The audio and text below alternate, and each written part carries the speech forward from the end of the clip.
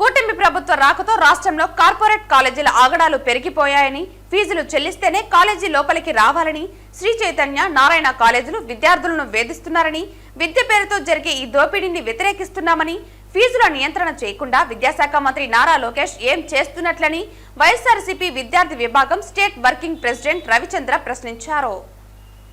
ఫీజులు చెల్లిస్తేనే కాలేజీ లోపలికి రావాలని కాలేజీ యాజమాన్యాలు ఈ రోజు విద్యార్థుల్ని తీవ్రంగా హింసిస్తా ఉన్నాయి.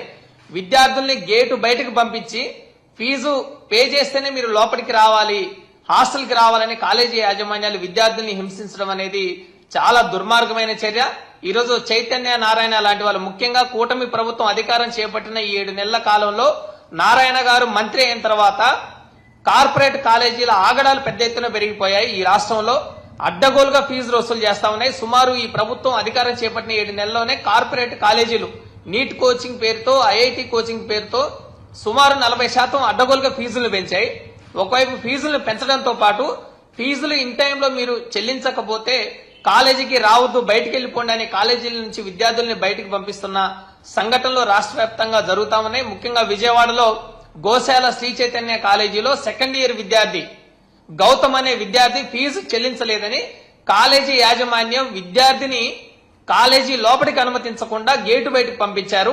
మేము 20,000 పే చేశారు ఆ తండ్రి, ఇంకో 50,000 పే చేస్తేనే మీరు కాలేజీలోకి రావాలని కాలేజీ యాజమాన్యం హుకుం జారీ చేసి విద్యార్థిని, ఆ విద్యార్థితో పాటు వచ్చిన తండ్రిని బయటకు పంపించి మీరు ఫీజు పే చేస్తేనే లోపలికి రావాలి, 50,000 ఫీజు కడితేనే లోపలికి రండి అని గేటు బయటకు పంపించారు. ఇది చాలా అమానుషమైన ఘటన.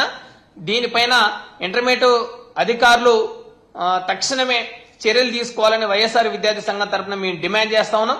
ముఖ్యంగా ఈరోజు కార్పొరేట్ కాలేజీ యాజమాన్యాలు నీట్ కోచింగ్ పేరుతో 3 లక్షల రూపాయల పైగా ఫీజులు వసూలు చేస్తా ఉన్నారు.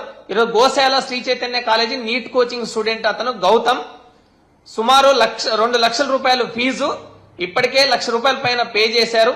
20,000 రూపాయలు మేము పే చేస్తాము, మిగిలిన 50,000 కొంత టైం ఇవ్వండి అని టైం బాండ్ పేరెంట్ అడిగితే టైం బాండ్ ఇవ్వకుండా కాలేజీ యాజమాన్య విద్యార్థిని బయటకు పంపించడం అనేది చాలా అమానవీయమైన ఘటన. ఇది విద్యార్థికి చదువు నిరాకరించే హక్కు కాలేజీ యాజమాన్యానికి లేదు. మీరు ఒక్కసారి కాలేజీలో చేరిన తర్వాత టర్మ్ ఫీజుల పేరుతో ఫీజులు కొంత పే చేసిన తర్వాత మీరు చదువు చెప్పాల్సిన బాధ్యత కాలేజీ యాజమాన్యాలకు ఉంది. విద్యార్థిని బయటకు పంపించే హక్కు మీకెక్కడిది? విద్యని నిరాకరించే హక్కు మీకెక్కడిది?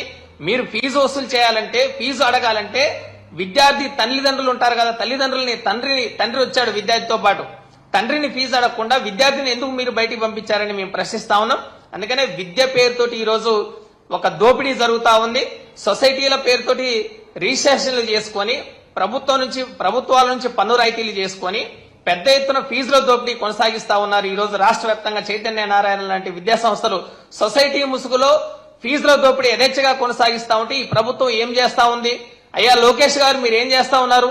మీ రెడ్ బుక్ రాజ్యాంగం అమలు చేయడం అంటే ఇదేనా? విద్యార్థిని క్లాసులు తరగతిలోకి రాకుండా ఫీజు చెల్లిస్తేనే మీరు రావాలని హుకుం జారీ చేసే కార్పొరేట్ కాలేజీ యాజమాన్యాలపైన మీరు ఏ విధమైన చర్యలు తీసుకుంటా ఉన్నారు? మీరు రెడ్ బుక్ రాజ్యాంగంలో భాగంగానే విద్యార్థులను చదువు చెప్పకుండా బయటకు పంపిస్తున్నారని మా వైఎస్ఆర్ విద్యార్థి సంఘం తరఫున మేము ప్రశ్నిస్తా ఉన్నాం. ప్రభుత్వానికి చిత్తశుద్ధి లేదు. ఫీజుల పేరుతో యథేచ్ఛగా ఫీజుల దోపిడీ కొనసాగుతా ఉంది. ఫీజుల నియంత్రణ కమిటీ అమలు చేయడం లేదు. ఫీజుల నియంత్రణ కమిటీని అమలు చేయించాల్సిన బాధ్యత ప్రభుత్వాల మీద ఉంది. కూటమి ప్రభుత్వం అధికారం చేపట్టిన 7 నెలల్లోనే ఫీజుల పైన మానిటరింగ్ లేదు.